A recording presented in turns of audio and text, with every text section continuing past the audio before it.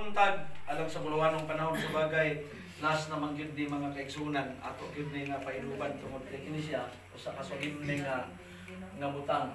Gani mga kaigsunan, si Jose sa panahon nga namatay ang iyang amahan, iyag yung gigastuhan og hapit 2 ka buwan nga iyang gi balsamar nya diya sila nga panimalay.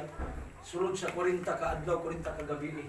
So kana tungod sa pamingaw sa atong minahal sa kinabuhi. Muna kini binilhon jud kay makigsunan mo nang panahon sa COVID. Nagdugo akong kasing-kasing usa ka panahon nga nagserbisyo mi mga igsuon ug kanang mahal nga kinabuhi nga gihinatag sa Dios 13:12 Isaias nga gisud na sa garapon. Ano man kay ingon pa sa sirat, pasidunggi ang lawas sa usa ka taong namatay. Ano man tungod kay ang kamatayon mga igsuon usa ni siya ka disenyos kadaugan. Kadaugan ano man, si Kristo nga Dios nagpakatao, nagbudlay panahon, nag-invest og panahon sa kalibutan tungod og alam niining maong kaso mga igsuon. Kining kamatayon. Iubanan niya, suma sa Roma 14 bersikulo 8, kung kita nabuhi yan ni Kristo, kung kita mamatay yan ni Kristo. Si Kristo namatay aron mahimo siyang Dios sa mga patay, mahimo siyang Dios sa mga buhi.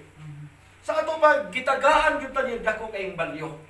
So karong buntag before nato dalhon sa lugnanan si Brother John o Brother Bernabe. So, ning buntag gusto nato ipaabot sa atong mga huna-una, mga kasing-kasing nga dunay nahitabo nga biyahe sa usa ka kinabuhi tawo. Unang from the womb to the tomb. Ang biyahe gikan sa tiyan padung sa lugnanan.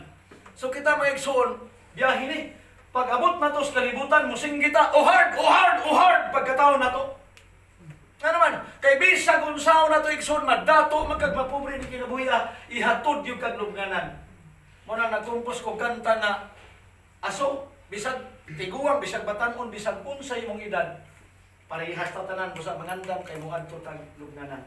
So mo ni karon ngayon 21 sa hurot ng akong madlaw, luya ang akong lawas, wa nang akong kinabuhi. Naghulat ng lubnganan. Mo nang bipot na mo adto atong pamalandungan from the womb to the tomb. Atong